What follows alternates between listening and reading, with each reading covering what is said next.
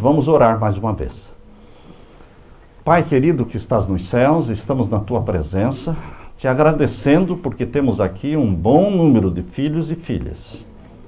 Filhos e filhas que te amam, que colocaram como prioridade estarem aqui. Deixaram outras coisas, Pai, e escolheram a boa parte como Maria escolheu a boa parte.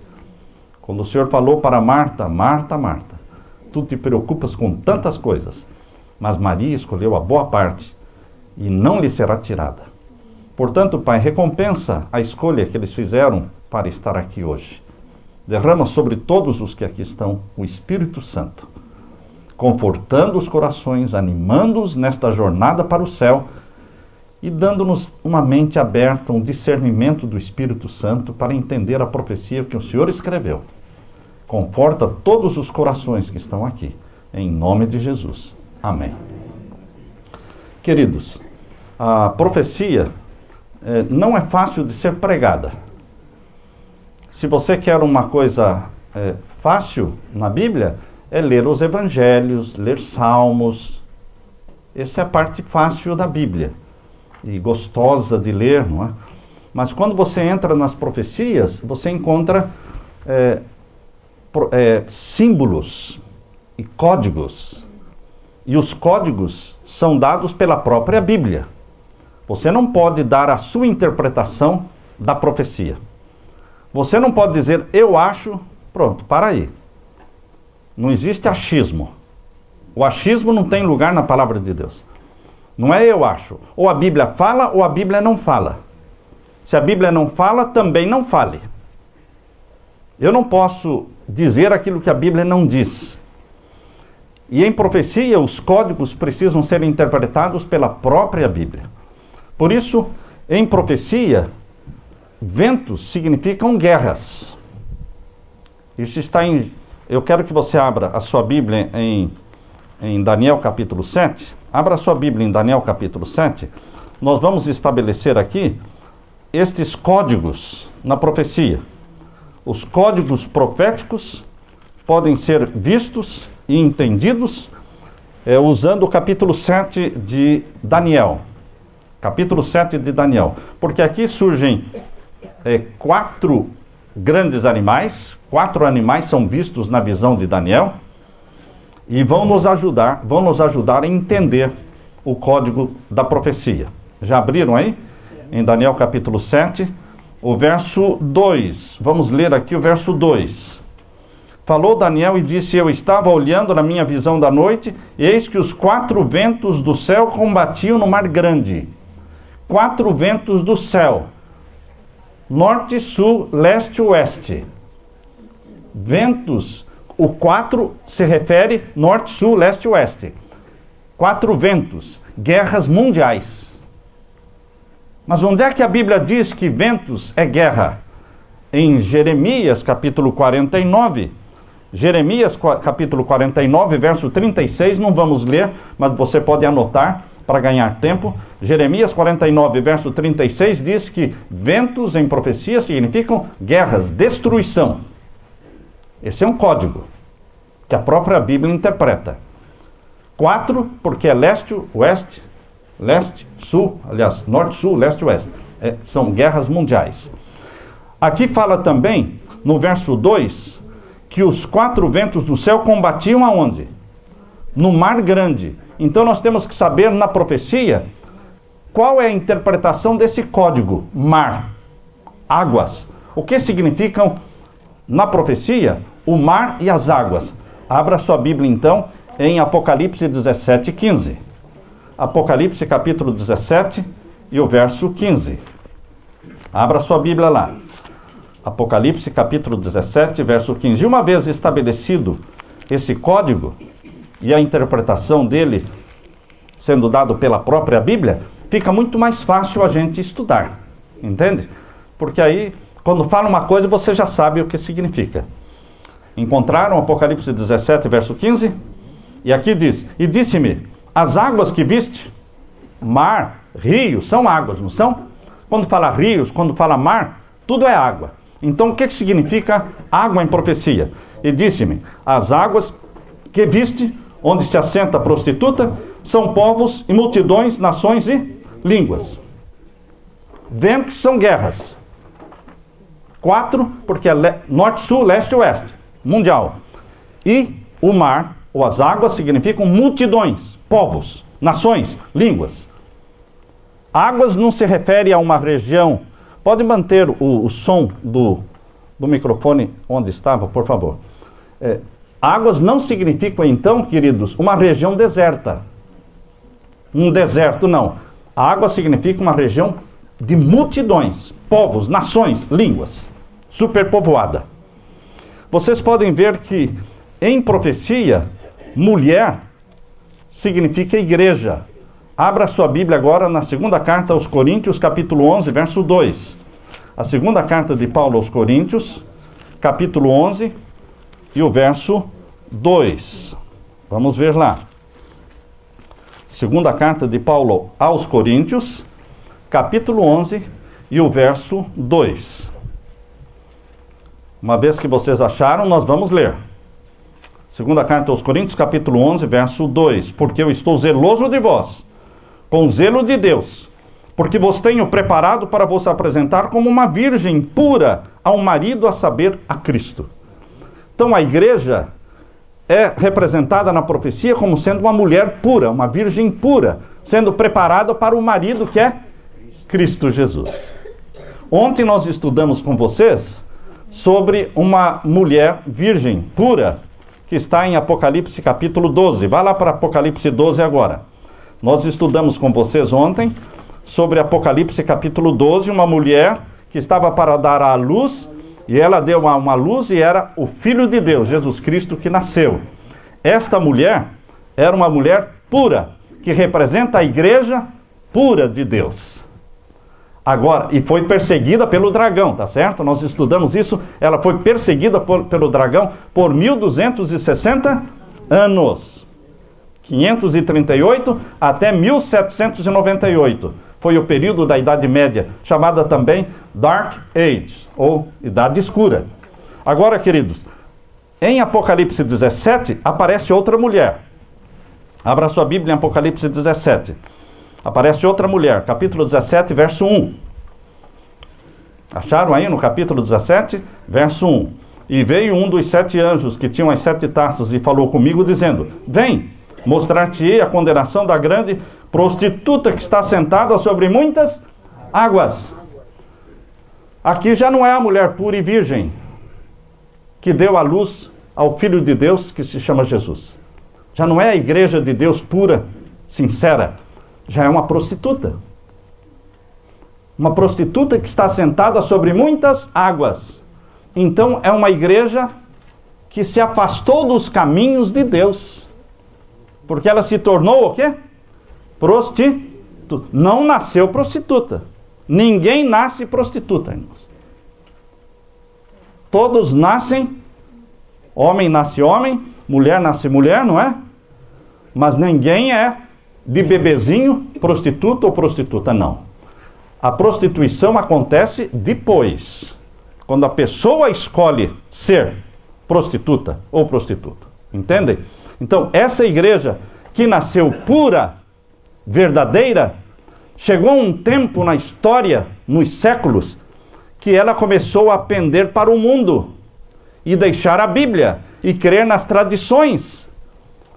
E a profecia diz que ela se tornou uma prostituta, porque ela começou a se relacionar não com Jesus, ela começou a se relacionar com quem? Verso 2, capítulo 17, verso 2.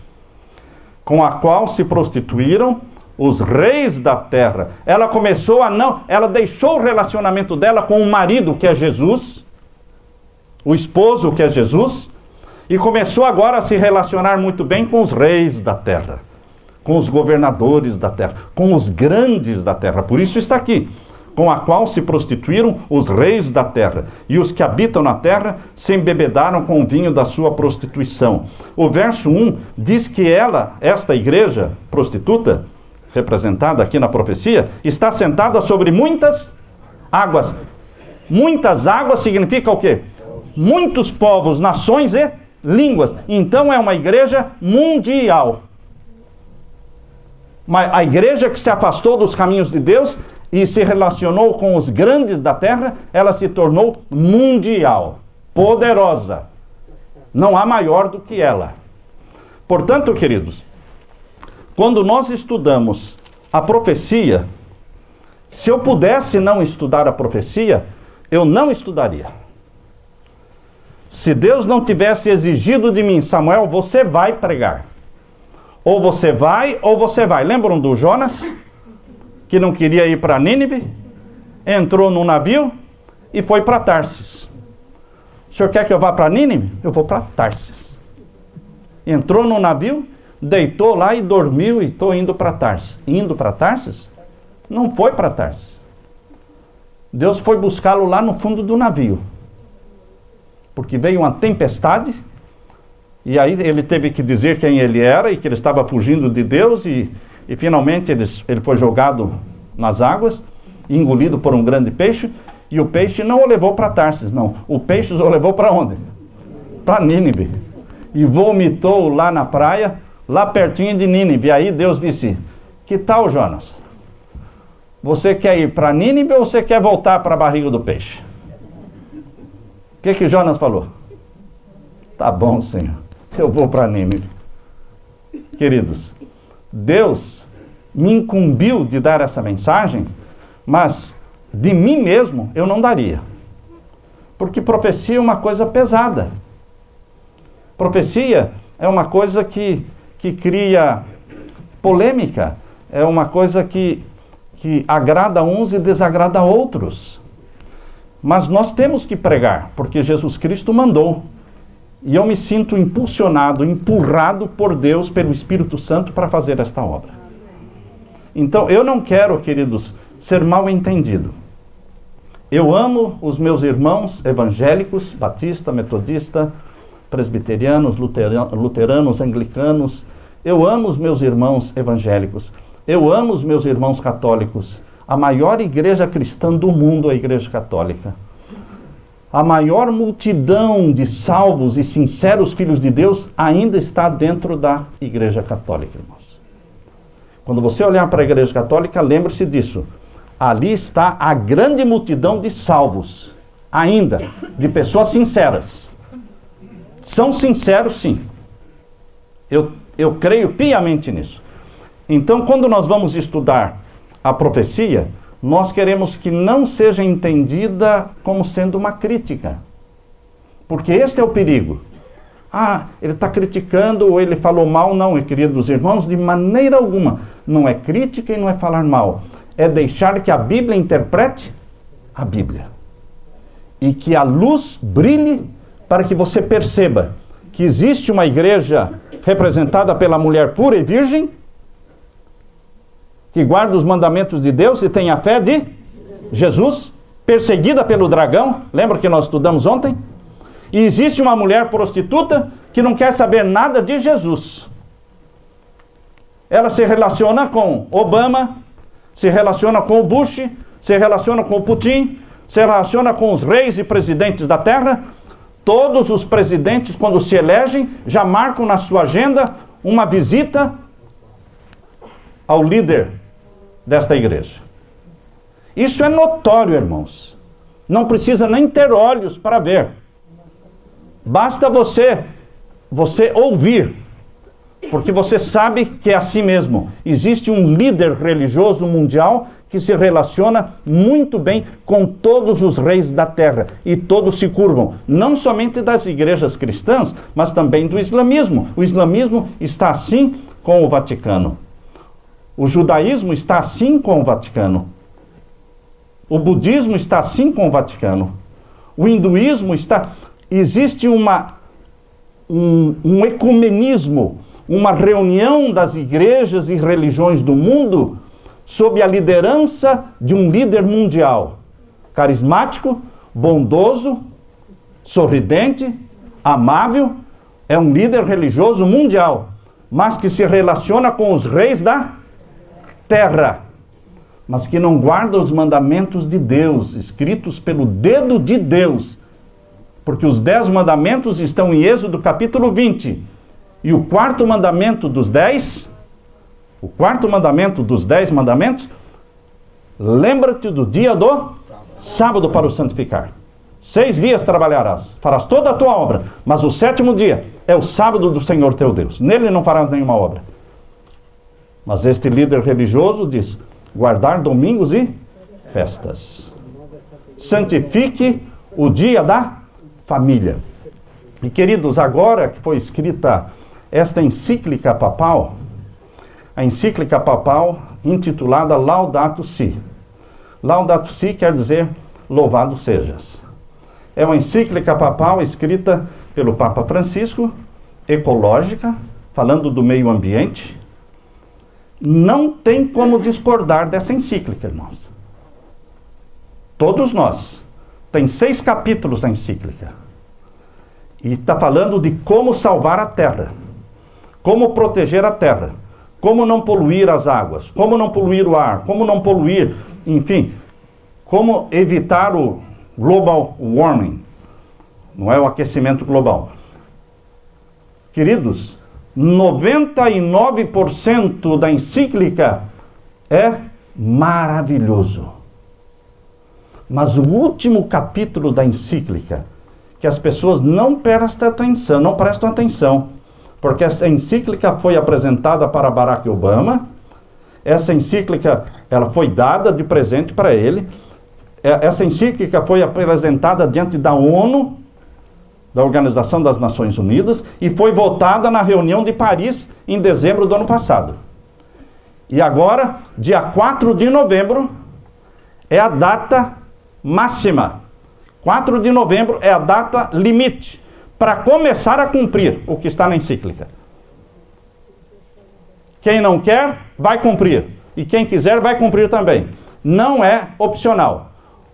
Os grandes da Terra assinaram e eles vão cumprir para diminuir a emissão de gases, para diminuir a poluição, para diminuir o aquecimento global. Mas, queridos, essa encíclica foi votada como um todo. E eles não estão percebendo que o último capítulo, sutilmente, o capítulo 6, fala da santidade do domingo. As pessoas estão esperando, irmãos, que vai sair um decreto dominical no futuro? Sim, vai sair. Mas eles não estão se apercebendo de que o domingo já está sendo colocado nesse voto que já foi feito, já foi assinado. Todos os presidentes do mundo já assinaram isso com a encíclica, e ali já está sutilmente a santidade do primeiro dia da semana. Agora, queridos, aqui no capítulo 13, fala exatamente sobre este poder mundial. O capítulo 13, nós vamos estudar uma parte dele hoje com vocês, é muito extenso, mas ele está falando de 2 poderes. Um poder que subiu do mar e outro poder que subiu da terra. O poder que subiu do mar é o primeiro, capítulo 13, verso 1. E o poder que subiu da terra é o segundo, que está no verso 11, capítulo 13, verso 11. Nós não vamos estudar esse hoje, vamos deixar para amanhã. Mas aqui no capítulo 13 fala aqui: eu pus-me sobre a areia do mar. Uma perguntinha para vocês. O que significa em profecia mar ou águas? Povos, multidões. Região superpovoada, certo? O oposto de mar, o oposto de água, é terra. O que significaria então terra na profecia? Se é o oposto da água. Terra significa região despovoada, sem ninguém. Despovoada. É bom nós entendermos isso, porque o primeiro animal aqui no capítulo 13 subiu da água. Subiu numa região superpovoada, que é a Europa. A região mais superpovoada do mundo era a Europa. E o outro poder do verso 11 subiu da terra, de uma região despovoada. Vamos então aqui, irmãos, capítulo 13, verso 1. E eu me pus sobre a areia do mar, e vi subir do mar ou seja, de uma área superpovoada, uma besta. Uma besta aqui não é uma palavra assim, xingar ou diminuir, não. Besta é um animal. Assim como o leão representava a Babilônia, o urso representava a Medopérsia, isso lá no capítulo 7 de Daniel, não é? O leopardo representava a Grécia. Os animais representam reinos, irmãos. Isso está em Daniel 7:23. Daniel 7:23 diz, o quarto animal é o quarto reino da terra. Então, em profecia, um animal é um reino. Esta besta que subiu do mar representa um reino na terra que surgiu não numa região despovoada, mas surgiu na superpovoada Europa. Na superpovoada Europa. E aqui diz, este animal, chamado de besta que subiu do mar, tinha 7 cabeças e 10 chifres. E sobre os seus chifres, 10 diademas. E sobre as suas cabeças, um nome de blasfêmia.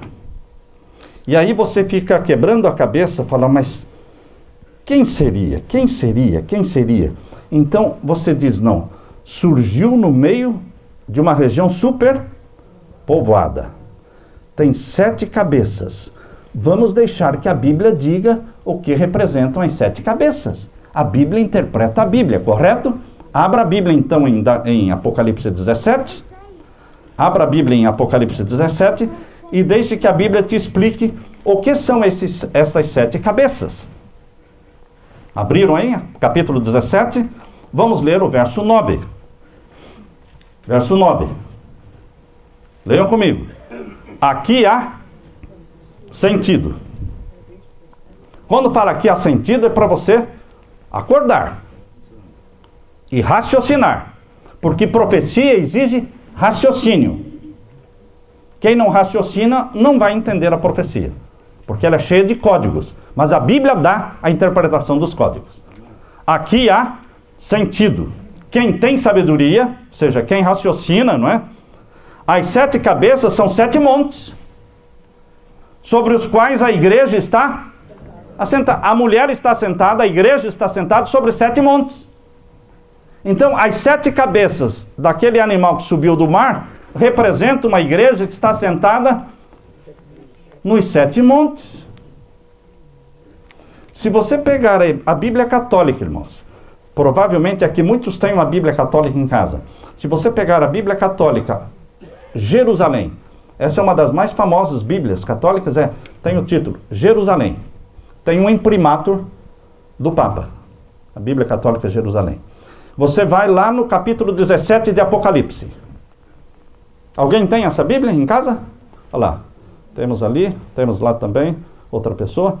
Então, ela tem um imprimatur. Você vai no capítulo 17 de Apocalipse e vai exatamente no capítulo 17, verso 9, que eu estou lendo aqui. E depois que você ler o verso 9, que vai falar exatamente o que está escrito aqui, aqui há sentido. Quem tem sabedoria, as 7 cabeças são 7 montes, sobre os quais a mulher está assentada. Aí você desce os olhos para o rodapé. Embaixo, no rodapé, tem os comentários feitos pelos teólogos do Vaticano. E você vai ver ali nos comentários dizendo, esses 7 montes são os 7 montes de Roma. Uau! Fica difícil de saber? Fica difícil de entender? Quando os próprios teólogos do Vaticano estão dizendo, esses 7 montes sobre os quais a mulher está sentada, são os 7 montes de Roma. E a mulher é o quê? A igreja. Queridos, nós estamos estudando uma profecia aqui, que está mostrando a maior igreja do mundo. A Igreja Católica Apostólica Romana é a maior igreja do mundo, com todo o nosso respeito. Tem milhões de filhos e filhas de Deus ali dentro, mas que se afastou dos caminhos de Deus, desprezando os 10 mandamentos e criando outros 10 mandamentos. Porque quando você compara os 10 mandamentos de Êxodo capítulo 20, você pega a Bíblia Católica, Jerusalém, Êxodo 20, ali tem os 10 mandamentos escritos pelo dedo de Deus. Aí você compara com os 10 mandamentos que estão no Catecismo Romano, você vai perceber que não bate. Não bate. Porque lá nos 10 mandamentos do Catecismo Romano, estão faltando 2 mandamentos. 2. O segundo mandamento, que diz: não farás para ti imagem de escultura, nem semelhança alguma do que há em cima no céu, nem embaixo na terra, não adorarás, nem te curvarás sobre elas, porque eu sou o Senhor teu Deus, Deus zeloso. Queridos, esse mandamento que proíbe a adoração de imagens e ídolos foi arrancado, não está lá. E o quarto mandamento, que manda guardar o sábado, eles substituíram por guardar domingos e festas. Então, eles se afastaram dos caminhos do Senhor. Por isso que essa igreja nasceu pura, é a primeira igreja cristã do mundo, sim, é a maior igreja cristã do mundo, só que ela nasceu pura e depois se tornou o quê? Prostituta. Por quê? Ela começou a deixar Jesus, o que Jesus, o esposo, fala, não tem mais importância, o que importa é ter um bom relacionamento com o mundo inteiro.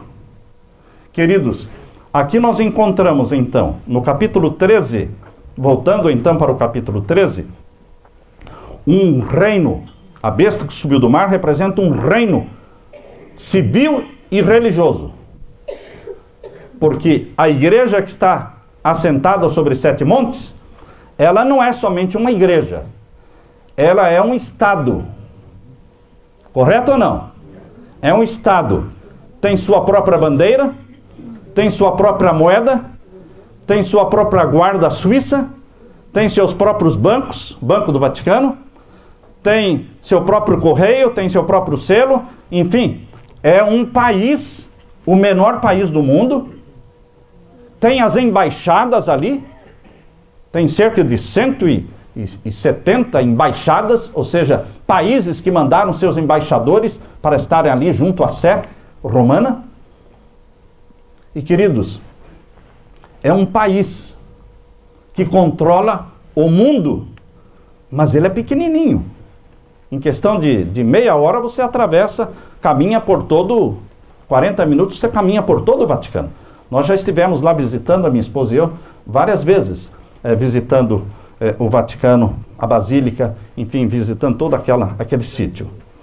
E aqui temos, queridos, nas suas cabeças, aqui diz, no verso 1 nós estamos lendo, sobre as suas cabeças, capítulo 13, verso 1, sobre as suas cabeças um nome de blasfêmia. O que na Bíblia é blasfêmia? Blasfêmia, irmãos, na Bíblia, é se colocar no lugar de Deus. O Obama não se coloca no lugar de Deus. Ele é presidente. O Putin não se coloca no lugar de Deus. Ele é um presidente. Agora, o líder do Vaticano, ele não é somente um presidente, um estadista. Ele se coloca, ele se assenta no trono de Deus e aceita ser adorado. Perdoa pecados. Ou seja, pretende perdoar pecados. Pretende ter autoridade para mudar a lei de Deus, anulando 2 mandamentos e criando outros 2 mandamentos. Estão percebendo?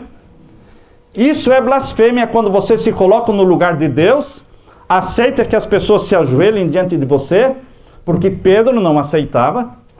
Vocês se lembram quando Cornélio se ajoelhou na frente de Pedro? Quando você vai lá no livro de Atos dos Apóstolos e lê a história de Pedro indo para pregar o evangelho lá na casa de Cornélio, quando ele chegou, Cornélio se ajoelhou na frente dele, Pedro foi rude, irmãos. Foi rude, porque Pedro, quando ele começou a se ajoelhar, Pedro o que disse? Levanta. Eu sou homem. Adore a Deus. Anjos não aceitam ser adorados. Quando João, aqui no Apocalipse, se ajoelhou diante, aqui no capítulo 19, irmãos, vejam aí o capítulo 19. O que aconteceu quando João se ajoelhou na frente de um anjo? Capítulo 19 de Apocalipse, o verso 10. Você achou aí? Capítulo 19, verso 10. E eu me lancei aos seus pés para o adorar. Mas ele me disse, olha, não faças tal. O anjo repreendeu João. Não faças tal, porque eu sou teu conservo e de teus irmãos, que tem o testemunho de Jesus. Adore a Deus. Está claro isso, irmãos? Porque o testemunho de Jesus é o espírito de profecia. Anjos não aceitam adoração. Pedro, líder de Deus, né, na terra, não aceitou adoração. Então, queridos, mas os papas aceitam ser adorados, serem beijados, serem carregados, serem chamados sua santidade. Irmãos, são tão pecadores quanto você e eu. Qual é a prova de que os papas são pecadores como nós? Eles também morrem. Quem é santo não morre, irmãos.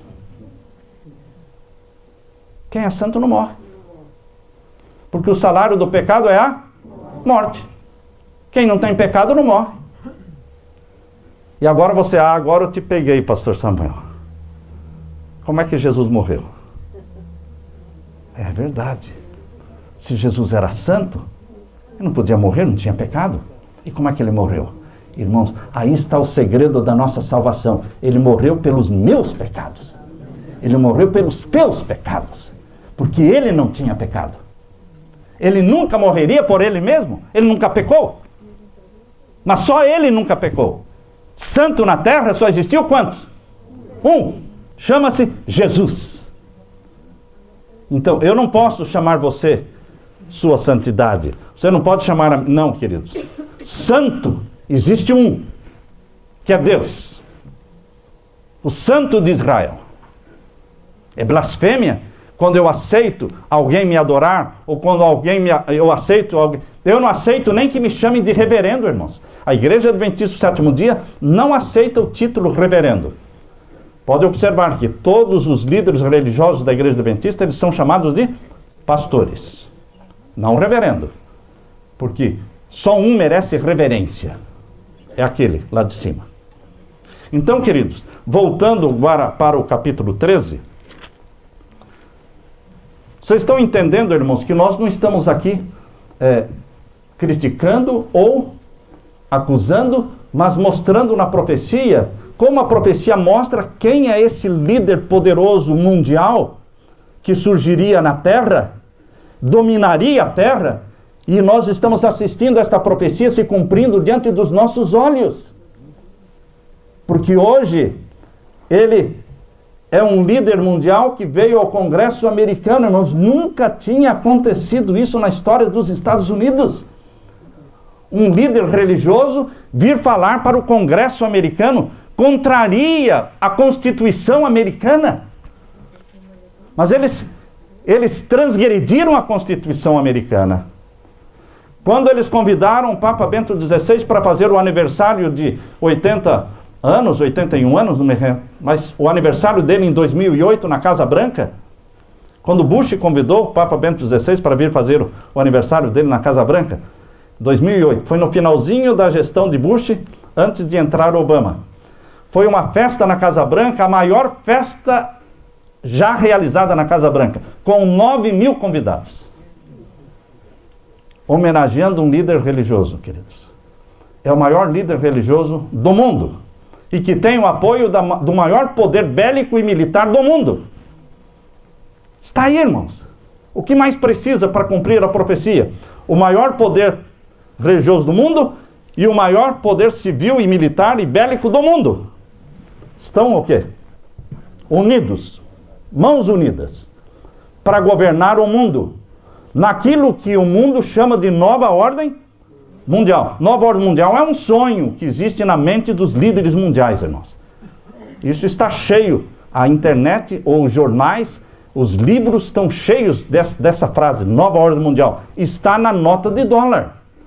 Na nota de dólar está a frase nova ordem mundial, porque este é o selo dos Estados Unidos. É o selo dos Estados Unidos.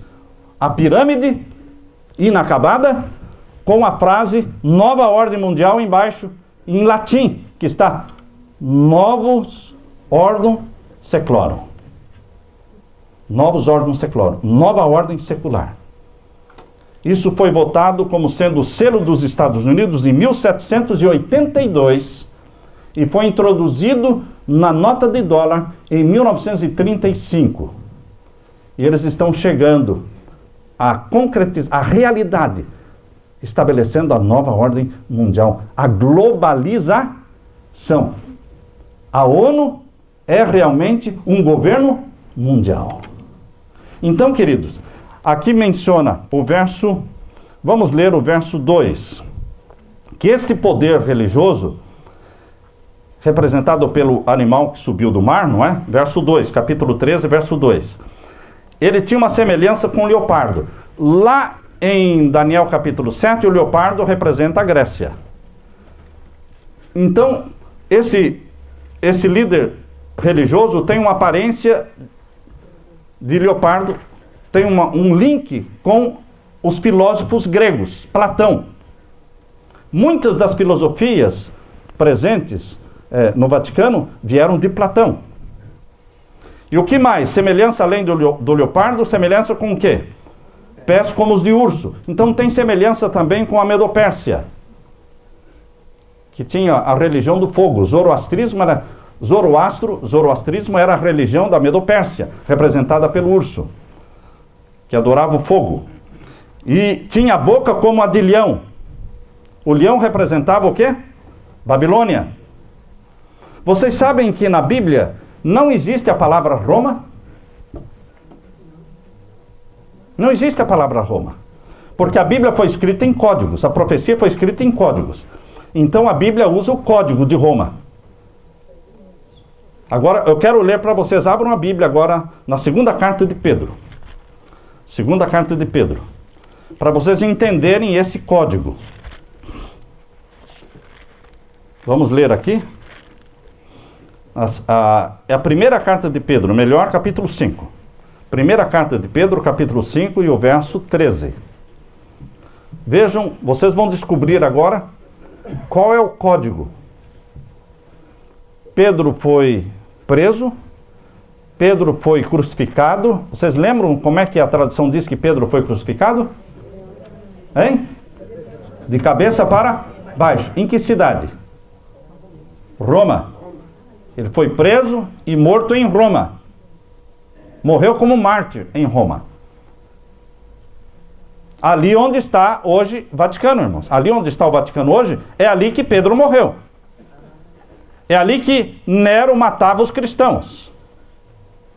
Se você entrar na internet e começar a ler sobre a história do Vaticano, você vai descobrir que ali onde está o Vaticano hoje, eram os jardins de Nero. Os jardins de Nero. Ali tinha realmente o lugar onde os cristãos eram queimados, comidos pelas feras, antes de construírem o Coliseu Romano. Depois do Coliseu Romano construído, aí eles começaram a ser lançados às feras lá. Estão percebendo aí na primeira carta de Pedro, capítulo 5, verso 13, irmãos. Pedro estava em Roma, onde ele morreu, e ele escreveu de lá a sua carta. E o que ele falou? A vossa coeleita em Babilônia vos saúda, e meu filho Marcos.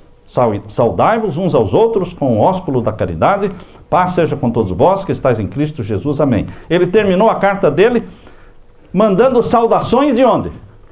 De Babilônia. Mas ele estava em Babilônia? Não. Ele estava onde? Em Roma. Então, queridos, capítulo 5, verso 13 da primeira carta de Pedro. Então vejam, irmãos, na profecia, Roma é Babilônia. E você vai encontrar no Apocalipse 6 vezes a palavra Babilônia. Quantas vezes tem a palavra Babilônia no Apocalipse? 6 vezes. 6 vezes. Por que não tem 7 ou 8? Não, porque o número 6 destaca um poder religioso que se levanta contra Deus. Vocês lembram do 666? Do 666? Representa um poder religioso que se levanta contra Deus.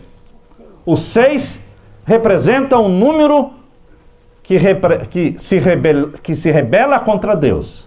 O número 7 é o número de Deus. O número 6 deveria levar você para o número 7. Tá certo? Quando o 6, você está fazendo uma conta matemática, e o 6 te leva para o 7, o número 6 é legítimo. Mas quando você tem o 6, e depois do 6 não vem o 7, vem outro 6, e vem outro 6, é uma rejeição do 7. É uma rejeição de Deus como Criador dos céus e da terra. Estão percebendo, irmãos? Existe um poder religioso na terra que rejeita Deus como Criador dos céus e da terra. Rejeita Gênesis capítulo 1 e capítulo 2. E queridos, logicamente o Papa Francisco ele não aceita Gênesis capítulo 1 capítulo 2. Ele já falou isso em público. Que a história de Adão e Eva não é... Isso é história para criança. Que não é verdadeira. Então, queridos, é uma rejeição do 7, que é o número que mostra Deus como Criador. Voltando então, queridos, para Apocalipse capítulo 13, vamos ler aqui o finalzinho do verso 2. De quem este poder religioso desta igreja que está sentada sobre 7 montes, de quem ela recebeu o poder e o trono? Quem é que deu o Vaticano? Quem que deu? Se você mora numa fazenda, eu pergunto, quem que deu essa fazenda? Não, ninguém deu, eu comprei. Ah, tudo bem. Mas se você chegar lá no Vaticano e falar, escuta, vocês compraram? Não, nós não compramos. Isso aqui foi uma doação. Existe, se você entrar na internet, você vai encontrar a doação de Constantino. Doação de Constantino. Doando aquela área para o bispo de Roma. Quando Constantino saiu de Roma e mudou para Istambul, fundou a cidade de Constantinopla na Turquia, eles então fizeram aquela doação para o bispo de Roma. E ele se tornou a maior autoridade de Roma. Portanto, quando você lê aqui, irmãos, capítulo 13, verso 2, o dragão, finalzinho do verso 2, o dragão deu-lhe o seu poder, o seu trono e seu grande poderio. Como é que todo mundo se ajoelha diante do Papa? Que força é essa que faz com que todo mundo se curve diante dele? Até a esposa de um pastor adventista, ela disse que ela sentiu essa força, ela como que querendo empurrá-la para baixo para que ela se curvasse diante do Papa. Foi o pastor Moisés Nigri. Quando ele estava visitando o Vaticano, estava dentro da Basílica de São Pedro, e o Papa estava vindo no meio daquela multidão. Ele chegou bem perto, na fileira onde estava o pastor Moisés Nigri e a esposa. E o Papa parou e estendeu a mão para ela, para ser beijada, certo? E ela conta, eu ouvi da boca do pastor Moisés Nigri essa experiência. Ele conta que ela disse que ela sentiu uma força empurrando para baixo, impulsionando para que ela beijasse a mão dele. E ela se manteve, e ele percebeu que ela não ia beijar, então ele retirou a mão e continuou caminhando. Queridos, existe uma força que faz com que o mundo se ajoelhe e peça a bênção. Mas esta força, esse poder, não é de Deus, meu irmão. Porque é o dragão, diz aqui, a Bíblia diz, é o dragão que deu o seu poder, que deu o seu trono. Ali era a sede da adoração ao sol, mitraísmo. A religião do Império Romano era adoração ao sol. E quando Constantino mudou a sua capital de Roma para Constantinopla, ali ficou então o bispo de Roma. E ele se comprometeu com a política, e o bispo de Roma foi crescendo em poder, em dinheiro, e se tornou uma potência, como é hoje. Mas, queridos, o poder e o trono e o poderio vieram do dragão. Está claro isso, irmãos? Isso não é criticar, não é falar mal, é ler a Bíblia. É ler a Bíblia. Só que hoje existe, nos Estados Unidos, existe uma lei assinada por Barack Obama, chama-se a lei do Hate Crime Law. Não sei se aqui tem. Hate Crime Law. É a lei do crime do ódio. Se você pregar contra homossexualismo, você está sujeito a ser preso. Se você pregar contra qualquer religião ou contra qualquer líder religioso, você pode ser enquadrado nesta lei e ser preso. Está ficando difícil, irmãos. Como pregar a profecia? Como pregar a profecia? E aqui o verso 3, irmãos, agora diz: e vi uma das suas cabeças como ferida de morte. O que representavam as 7 cabeças, irmãos? 7 montes. Existem 7 montes em Roma. O Vaticano não está nos 7 montes. O Vaticano está em cima de um dos montes. 7 montes é de toda Roma, certo? Mas o Vaticano está em cima de uma das colinas que existe lá. E aqui diz que uma das cabeças foi ferida. Quando Napoleão Bonaparte deu ordem para General Berthier invadir Roma e prender o Papa no dia 10 de fevereiro de 1798, ele prendeu o Papa Pio VI e o levou preso para Valença, onde ele morreu com 82 anos de idade. Foi atingido uma das cabeças. Não foi toda a cidade de Roma, mas o objetivo de Napoleão Bonaparte era atingir especificamente quem? O Vaticano. E derrubou aquela supremacia do Vaticano, prendendo o Papa Pio VI.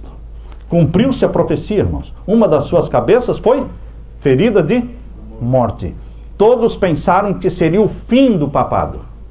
Isso aconteceu em 1798. Agora entendo, irmãos, que em 1870, ou seja, 72 anos depois, veio outro golpe contra o papado, porque Garibaldi, ele retirou os estados papais.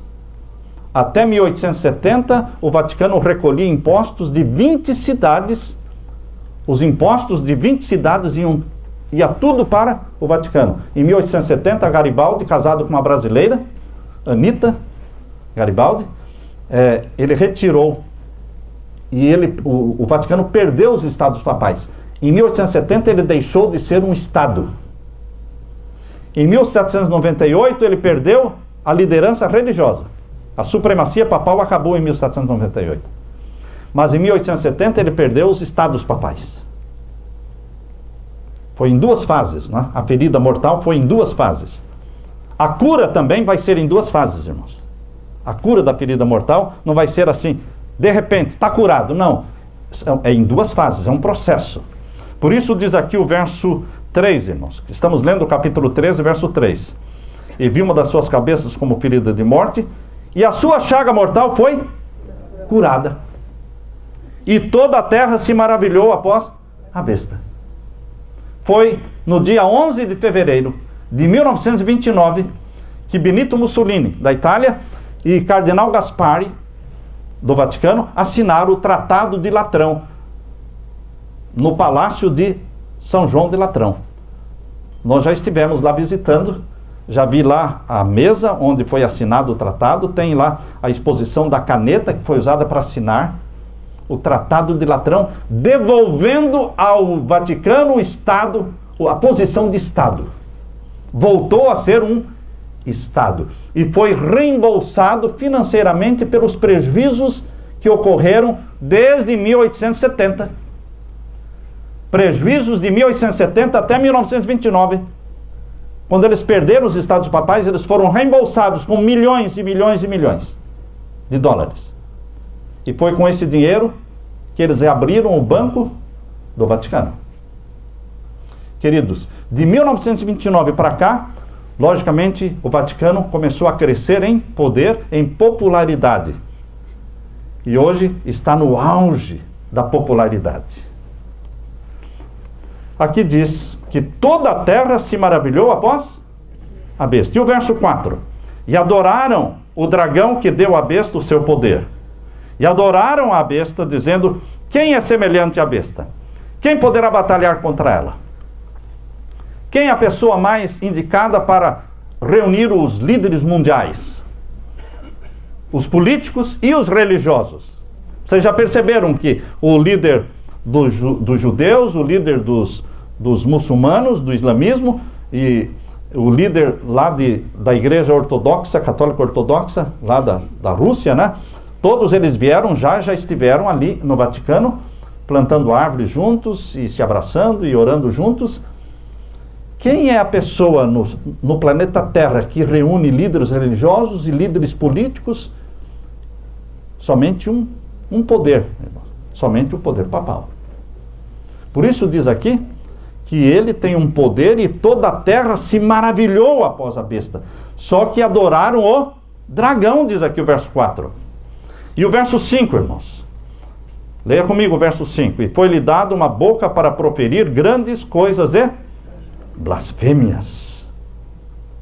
O que é blasfêmias? Falar contra a Bíblia. Falar que Gênesis 1 e 2 não é verdadeiro. Queridos, um ateu disse assim,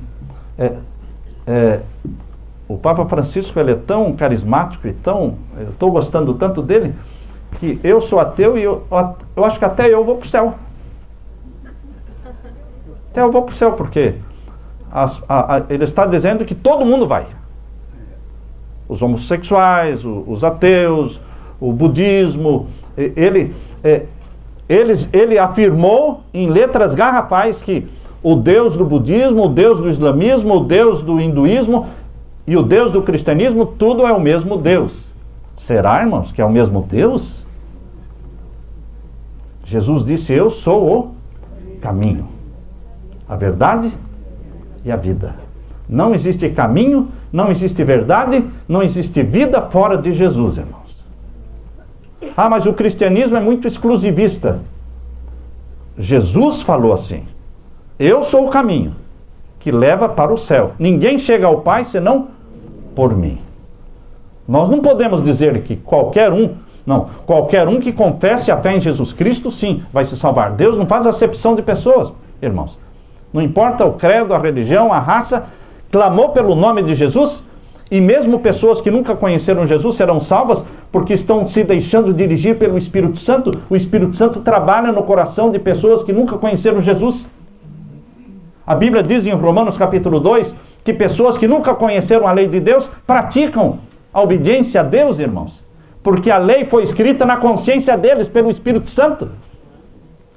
O Espírito Santo escreve a lei de Deus na mente deles, sem eles nunca terem lido a Bíblia, sem nunca terem ouvido falar de Jesus. Isso está em Romanos capítulo 2. Vocês já leram esse verso, né?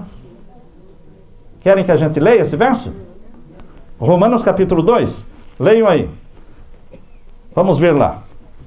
Vejam o que Deus faz através do Espírito Santo. Romanos capítulo 2 e o verso 13 e 14 e 15. Romanos capítulo 2, verso 13, 14 e 15. Podemos ler? Porque os que ouvem a lei não são justos diante de Deus, mas os que praticam a lei. Não é somente ouvir, tem que o quê? Praticar. Mas há pessoas que não conhecem a lei e que vão morrer sem conhecer a lei. Estão perdidas? Não, irmãos, eles viveram a luz que eles tinham. Lembram-se que Martim Lutero nunca guardou o sábado, mas ele morreu em Cristo Jesus. Guilherme Miller nunca guardou o sábado, mas ele morreu em Cristo Jesus. Existe um anjo, Ellen White diz que existe um anjo junto à sepultura de Guilherme Miller, esperando para saudá-lo no dia da ressurreição, irmãos. Mas ele nunca guardou o sábado. Ele não chegou a essa luz, irmãos. Deus não vai cobrar dele uma luz que ele não tinha. Mas você e eu, que temos a luz, Deus cobra. Luz dada é luz cobrada. Tá certo? Porque já não somos mais ignorantes. Deus me dá a luz e Ele me dá o poder para praticar e viver aquela luz. Por isso diz aqui dos gentios, vejam o verso 14. Porque quando os gentios, que não têm lei, fazem naturalmente as coisas que são da lei. Eles não têm lei, nunca leram os 10 mandamentos, mas praticam, irmãos. Mas como pode isso? Porque o Espírito Santo não está preso dentro das 4 paredes da igreja, irmãos. O Espírito Santo não está limitado à igreja adventista. O Espírito Santo não está limitado na igreja católica. O Espírito Santo não está limitado no cristianismo. Ele invade o budismo, o hinduísmo. ele entra na mente dos pagãos, e existem pagãos, lembram-se do Cornélio, que era um pagão, e era fiel e temente a Deus, como? Porque o Espírito Santo trabalhava na mente dele. A experiência de Cornélio, irmãos, se repete hoje.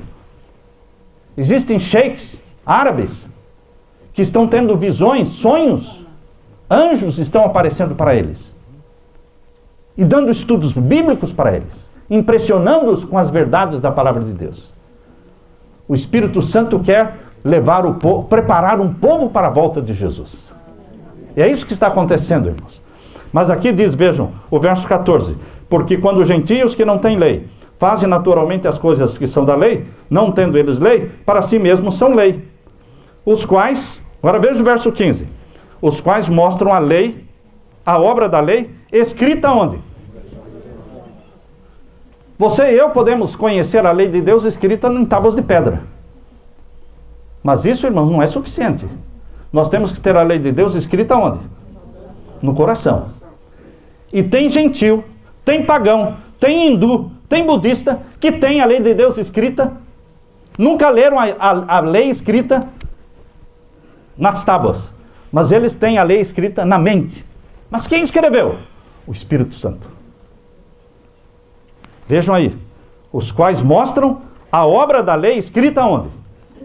Em seus corações, testificando juntamente a sua consciência e os seus pensamentos, quer acusando-os, quer defendendo-os.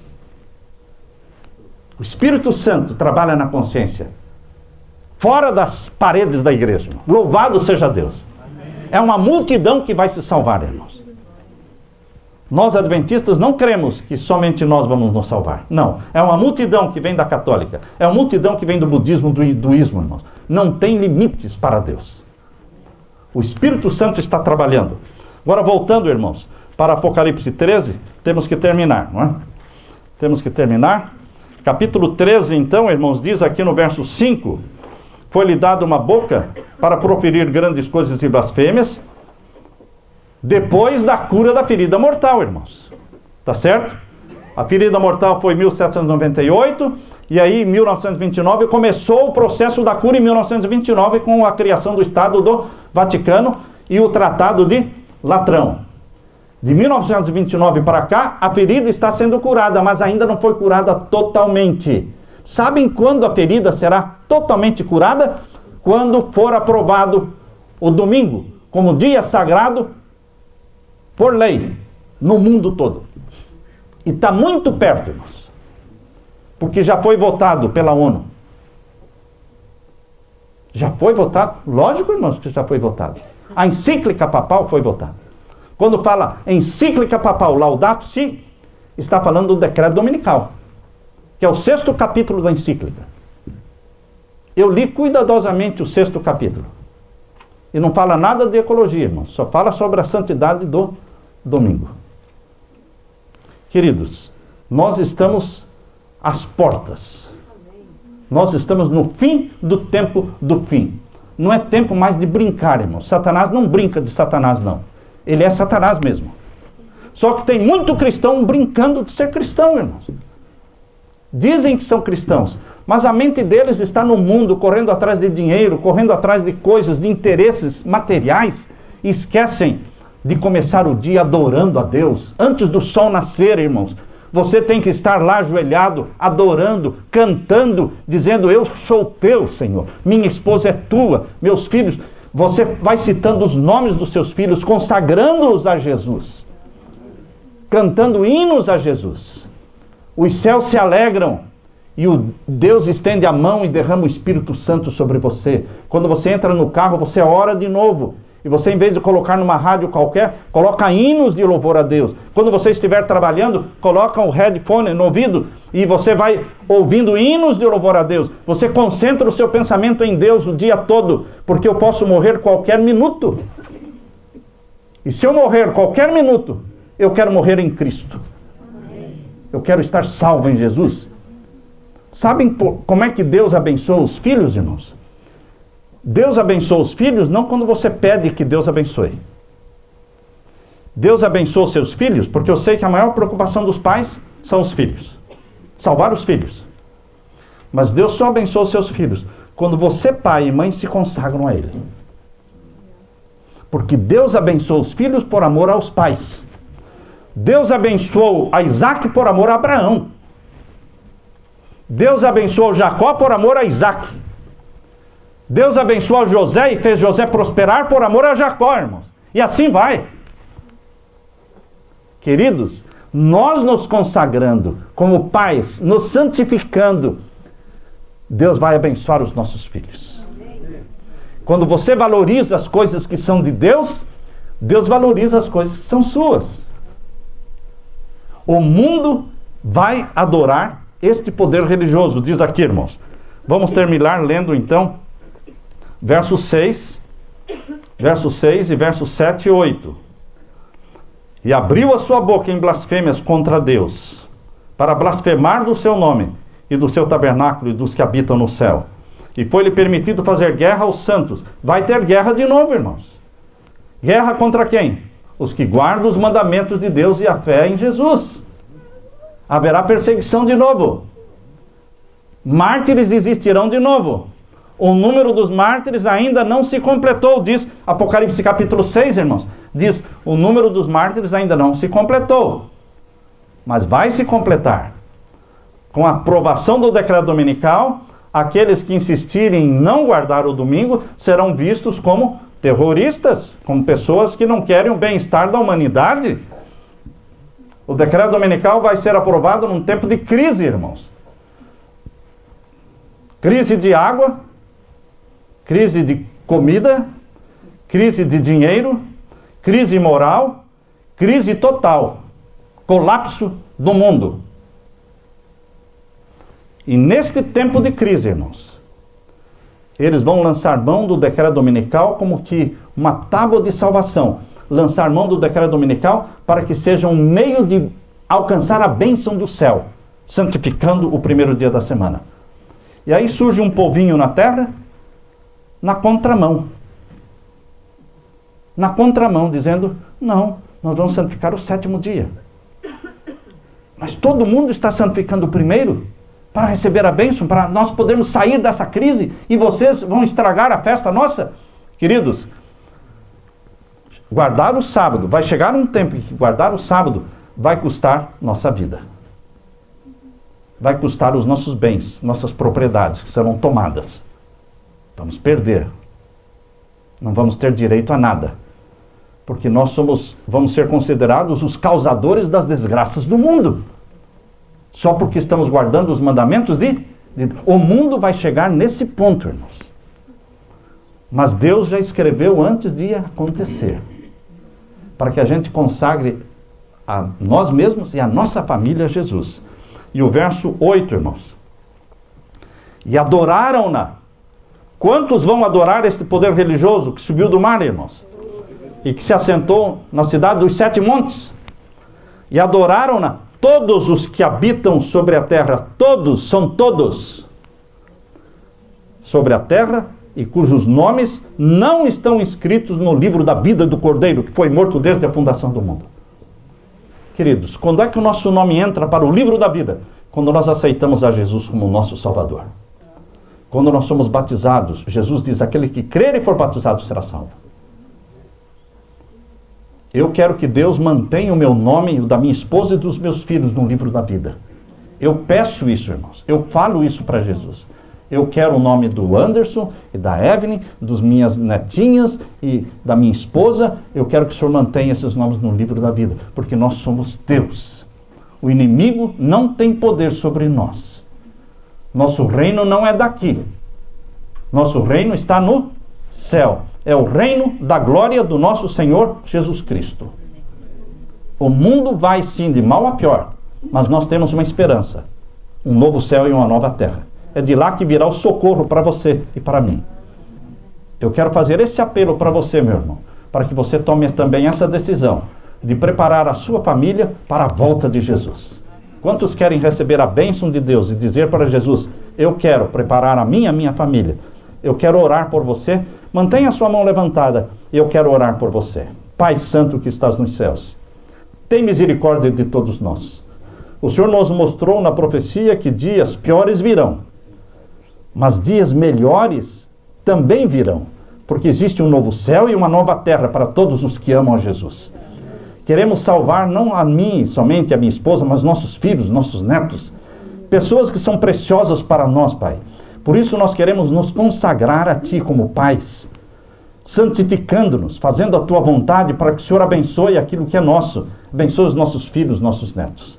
Ouve a nossa oração, atende a nossa súplica, registra o nosso nome no livro da vida do Cordeiro, para a vida eterna, em nome de Jesus. Amém, Senhor. Amém. Que a paz de Jesus esteja sobre você. Amanhã